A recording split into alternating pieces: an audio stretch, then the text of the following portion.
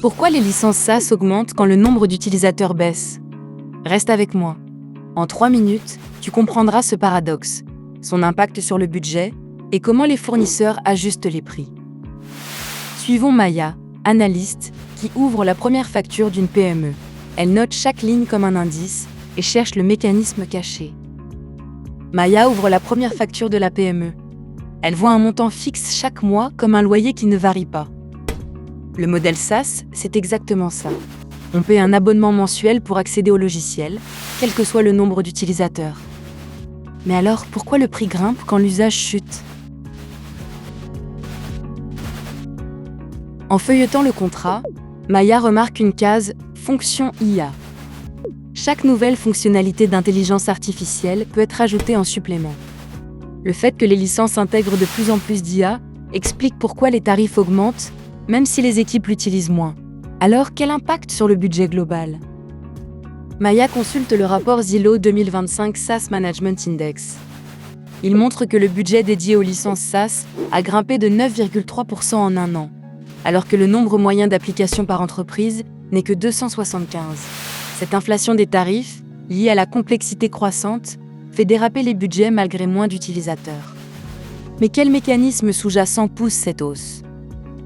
Maya regarde le tableau de suivi et voit que l'entreprise utilise en moyenne 275 applications SaaS. Chaque appli nécessite une licence d'administration, un tableau de bord, voire un outil de sécurité supplémentaire. Ces licences additionnelles ne sont pas visibles sur la facture principale, mais elles gonflent le budget. Et si ces coûts cachés étaient la vraie raison de la hausse?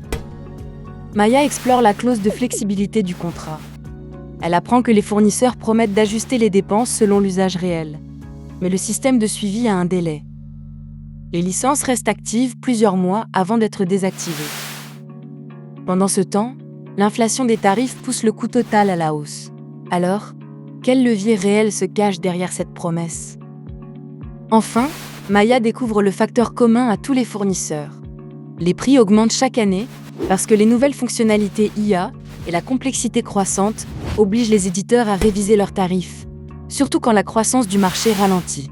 Ce phénomène de hausse globale, indépendant du nombre d'utilisateurs, explique le paradoxe. Mais comment les entreprises peuvent-elles se protéger?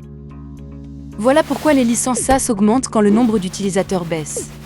Le modèle fonctionne comme un loyer mensuel, donc le paiement reste fixe, même si l'usage chute.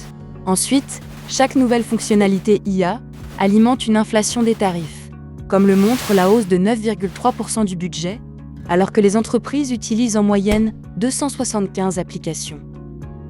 Comprendre ces deux leviers évite les mauvaises surprises. Voilà toute l'histoire d'un seul regard. Maintenant, tu sais, dessine-moi le monde.